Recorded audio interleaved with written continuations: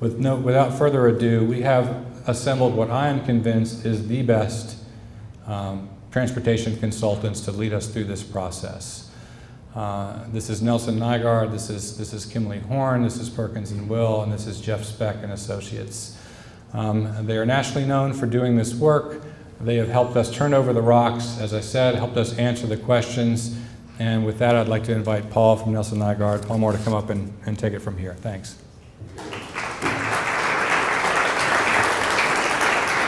Wow. So thanks, Kevin.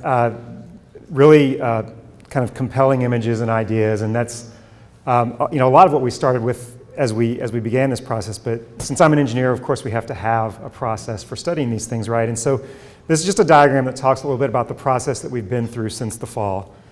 We started out with a lot of looking and listening, looking at what's happening on the ground, what we've got in terms of data, what we can observe, what we've seen in terms of previous studies and plans that we can take a look at. We did a lot of talking to people, and I'll talk a little bit more about that in a second. We came up with as many ideas as we could, things that we've seen other places, things that we know have been talked about here, things that people talk to us about in those engagements. We talked about goals and what we want to achieve in Midtown and how these projects might perform relative to those goals. We evaluated those projects, and we looked at the trade-offs that are involved in all of these things. Whenever you try to swap out one thing for another, there's obviously pluses and minuses. And so those are all the kinds of things that we've tried to look at to get us to the point that we're at today. A lot of that began with data. Don't try to read this slide. There's a lot there. You guys who've been to the previous meetings have seen some of this before. But I'll hit what some of that data and what some of those numbers and analyses have told us. So one of the things that a lot of people talk about is how bad traffic has gotten in Midtown. But when you look at the numbers, traffic over the past 10 years or so hasn't actually grown. There have been hot spots that maybe have shifted from place to place, but the numbers, when you look at them, counting the cars, it hasn't actually grown in most of the places in Midtown where you look at the numbers. We do know that there's some, I guess we could call it some inefficiency in the system and the way that Midtown is connected, particularly the way that it's connected to the regional systems. So the kind of weirdness of the Buford Highway connector and the and I-75, 85, the way that some of the ramps are set up in Midtown, that some of them get on 75, some of them get on 85, some of them get on both, creates a bit of inefficiency that people learn to get their way around, but it isn't obviously optimal for people moving around. We've also got a regional issue. Midtown is literally in the center of the region, and so all of those cars don't just pass through on the surface streets.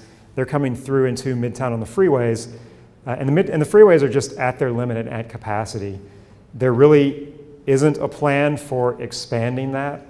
There are ideas and discussions about managing that traffic on the freeways, but the congestion that people encounter getting to Midtown on the freeways is something that is a reality that we're going to have to manage around and live with, and there really aren't enough dollars to throw at that problem and find a way to quote-unquote solve it. Kevin alluded to this, that safety in Midtown is poor. There are more crashes on Peachtree and West Peachtree, about 5 times what you would expect statewide for a street in its category. A lot of those crashes are pedestrian crashes too. When you have areas where lots of pedestrians are walking and there's a lot of unsafe conditions, you get pedestrian crashes as well. But 2010 to 2014, 8,800 crashes in Midtown. A lot of accidents and crashes.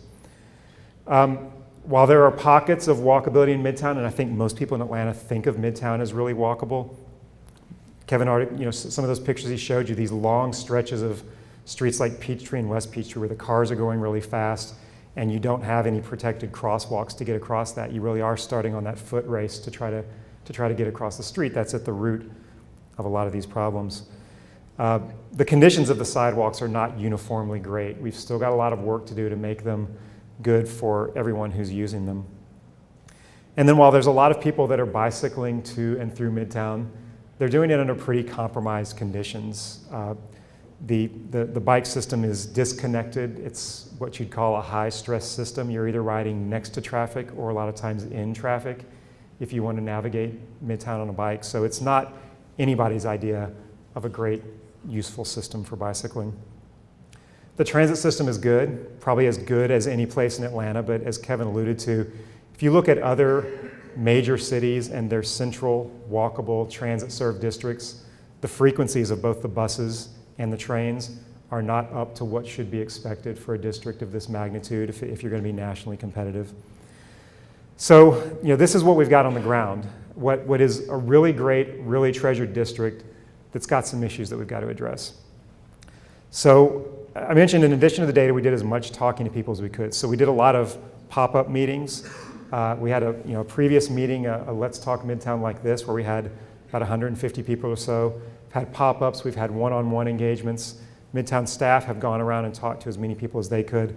About 500 or so, more than 500 or so people that we've talked to face-to-face as part of this process. And then Kevin mentioned those 1,000+ people that have gone online and engaged with us. And you can see, as Kevin discussed, the kinds of things they talked about. Almost half of the people, pedestrian safety was what they raised as the issue that they care about. Traffic congestion was an issue. 15% of those people raised it. So it's not as if traffic congestion isn't an issue, but it wasn't at the top of mind of most of the people who responded online and who gave us their feedback. In kind of trying to boil down what we heard online, what we heard in person, these were really thematically the big ideas that came about. But when you talk to people at an engagement, they don't say, I think the frequency of the transit service up and down Peachtree is somewhat subpar. Those aren't the kind of words that people use. They don't use the same words as transportation engineers and planner. They talk about these kinds of things. They want some place that's safe. It's reasonable. Why wouldn't anybody want that? They feel like there are pockets of Midtown, parts of Midtown that are vibrant. They want that to be preserved and expanded. They want it to be accessible. The reason Midtown is great and popular is because there's stuff here. To be able to get to that stuff is really what makes Midtown a treasure. And everybody wants more options for moving around.